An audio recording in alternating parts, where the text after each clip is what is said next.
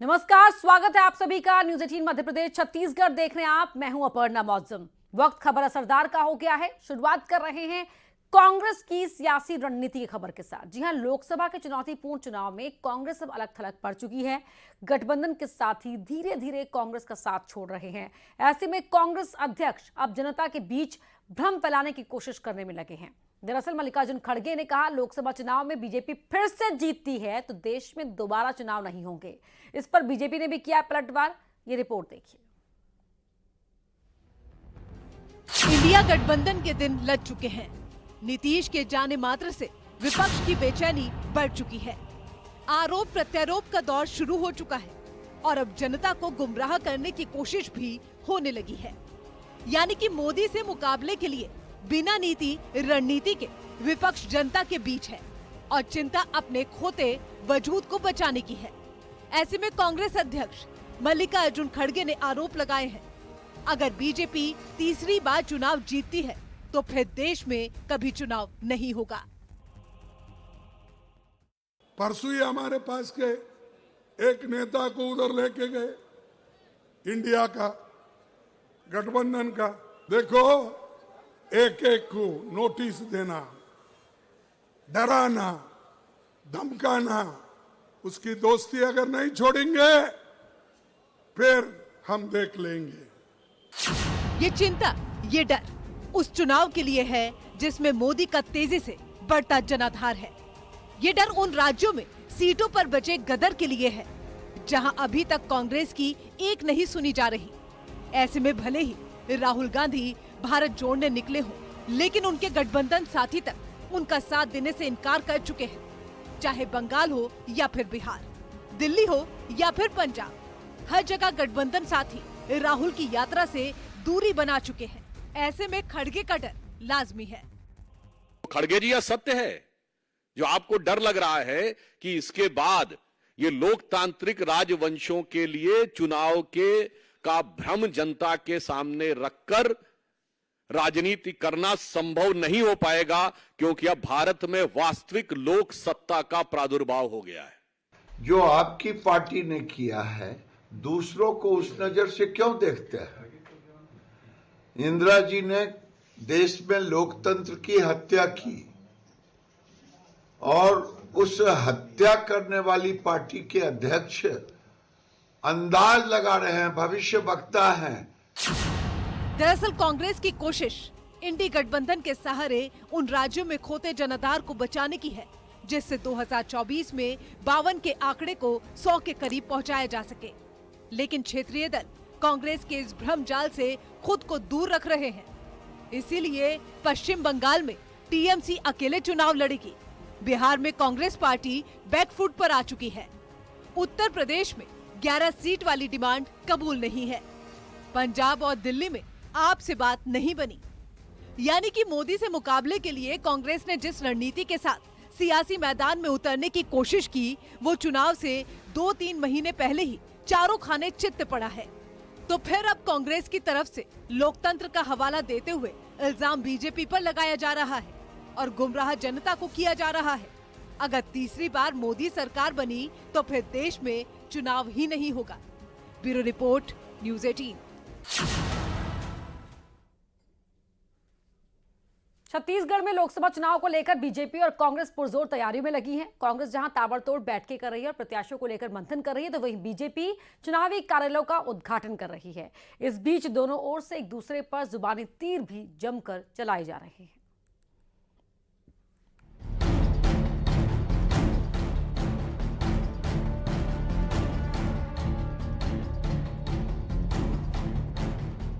छत्तीसगढ़ में लोकसभा चुनाव को लेकर पारा गरमाने लगा है। प्रत्याशी चयन से पहले बीजेपी चुनाव कार्यालय का शुभारंभ कर रही है। रायपुर में सीएम विष्णुदेव साय ने कार्यालय का उद्घाटन किया, तो दुर्ग में डिप्टी सीएम विजय शर्मा ने केंद्र कार्यालय का उद्घाटन किया। सीएम ने जहां मौजूद लोगों से पीएम मोदी को जिताने का वादा लिया, तो वहीं डिप्टी सीएम विजय शर्मा ने प्रदेश की सभी 11 लोकसभा जीतने का दावा किया। डिप्टी सीएम ने तो ये तक कह दिया कि भूपेश बघेल सहित कई कांग्रेसी लोकसभा चुनाव डर के मारे लड़ना ही नहीं चाहते। को तो ये लगता है कि 5 लाख से भी ज्यादा मतों से जीतेंगे। संयोजक की थोड़ा कंजूसी किए हैं, 5 लाख बोले हैं। आप लोग चाहेंगे तो 5 लाख से भी ज्यादा मतों से जिताएंगे कि नहीं? 11 की 11 लोकसभा की सीटें भारतीय जनता पार्टी जीतेगी। माननीय नरेंद्र मोदी जी की स्पष्ट बहुमत की सरकार केंद्र में बनेगी। ये सारी घोषणाएं, ये सारे पूर्वानुमान मैं अभी से आपको कह दे रहा हूँ। इधर पूर्व विधायक और कांग्रेस नेता विकास उपाध्याय ने बीजेपी के कार्यालय उद्घाटन पर तंज कसा है। विकास उपाध्याय ने कहा कि बीजेपी लोगों को भ्रमित करने का काम करती है। ये ताम झाम कर लोगों का ध्यान भटकाने की कोशिश कर रहे हैं। लोगों की डिमांड और मांग जो भारतीय जनता पार्टी ने घोषणा पत्र में की थी, उससे भटकाने के लिए अब लोकसभा का कार्यालय खोल रहे हैं। प्रत्याशी कौन है जानकारी नहीं है, दूल्हा है नहीं, स्टेज बन गया, ड्रेस आ गई, सब तामझाम हो गया, बाजा बुक हो गया, लेकिन मैं समझता हूँ अभी प्रत्याशी उनका तय नहीं हुआ। लेकिन अब जनता के बीच में एक भ्रम की स्थिति पैदा करने के लिए भारतीय जनता पार्टी इस प्रकार के काम कर रही है।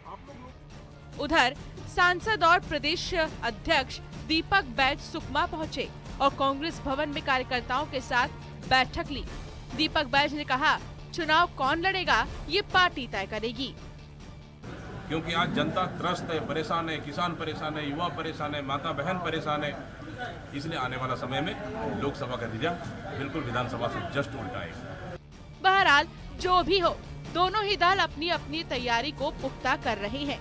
जहां कांग्रेस विधानसभा चुनाव की हार को पचाने के लिए जोर लगा रही है, तो वहीं बीजेपी खुद को और मजबूत बनाना चाहती है।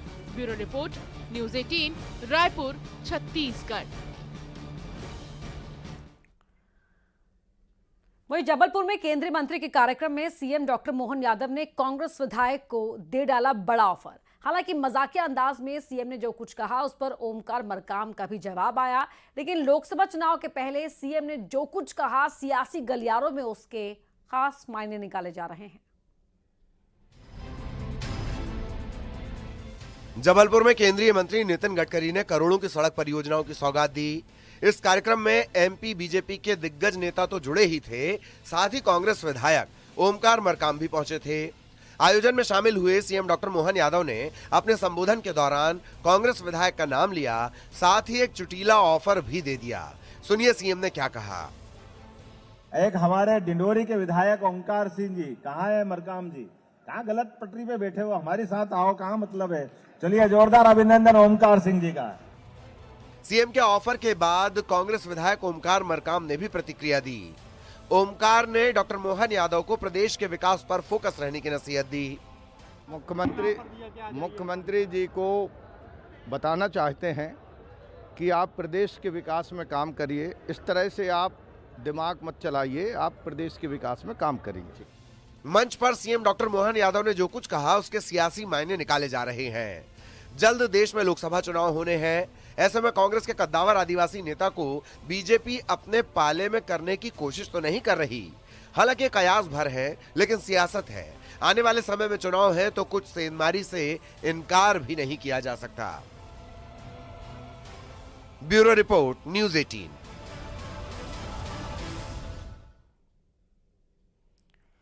केंद्रीय जांच एजेंसी ईडी पूरी तरह एक्शन मोड में है। पटना से लेकर रांची और दिल्ली तक केंद्रीय जांच एजेंसी लगातार दबिश दे रही है। पटना में तेजस्वी यादव से पूछताछ, तो वहीं रांची में बुधवार को झारखंड के सीएम हेमंत सोरेन से पूछताछ होनी है। सोमवार को पटना ईडी दफ्तर में लालू प्रसाद यादव से 10 घंटे से ज्यादा लंबी पूछताछ चली।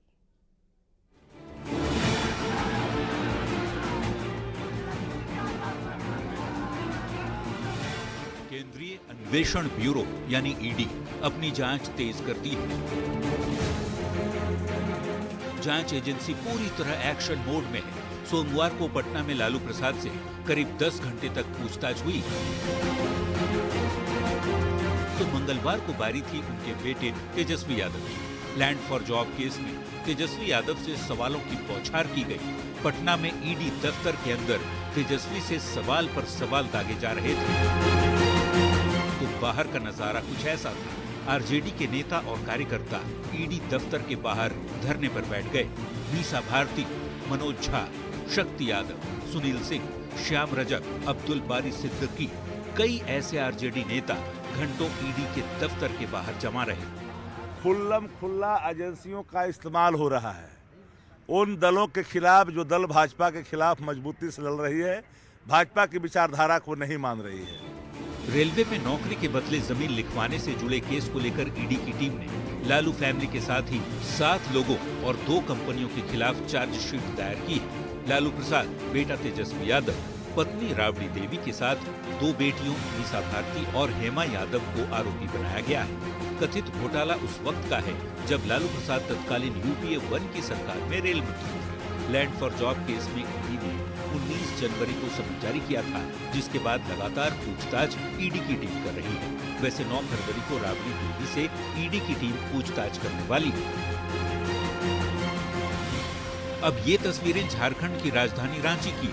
ईडी की ओर से सीएम हेमंत सोरेन को 10 बार समन जारी किए जाने के बाद शिकंजे में घिरे मुख्यमंत्री हेमंत सोरेन आखिरकार 32 घंटे बाद रांची में दिखाई दिए। रांची आते ही उन्होंने सीएम आवास पर पहले गठबंधन के घटक दलों के विधायकों के साथ बैठक की, फिर अपने पिता शिबू सोरेन से मिलने उनके आवास पर पहुंचे और आशीर्वाद लिया। बापू वाटिका जाकर महात्मा गांधी की पुण्यतिथि पर उन्हें नमन किया। इस पूरे वक्त सीएम हेमंत सोरेन के साथ उनकी पत्नी कल्पना सोरेन मौजूद रही। हेमंत के खिलाफ किस मामले में ईडी की टीम जांच कर रही है वो भी जान लीजिए। रांची में बड़गाई अंचल की जमीन से ये जुड़ा हुआ मामला है। बरियातू में 8.46 एकड़ जमीन को लेकर पूछताछ हो रही है। बताया जाता है कि हेमंत सोरेन की ओर से कोई जानकारी नहीं दी गई। तत्कालीन राजस्व उप निरीक्षक के घर पर रेड डाला गया था, जिसमें सरकारी जमीन के दस्तावेज जब्त हुए थे। हेमंत सोरेन 31 जनवरी यानी बुधवार को ईडी के सवालों का सामना करने वाले हैं, पर जेएमएम के नेता ईडी की कार्रवाई को राजनीति से प्रेरित और सरकार को परेशान करने वाला बता रहे हैं। माननीय मुख्यमंत्री अपने कुछ निजी काम से शनिवार को दिल्ली गए और काम के पश्चात वो दिल्ली से लौट आए। माननीय मुख्यमंत्री केवल एक व्यक्ति नहीं, एक संस्थान है। वो इस स्टेट का एक बहुत प्राइम इंस्टीट्यूशन है।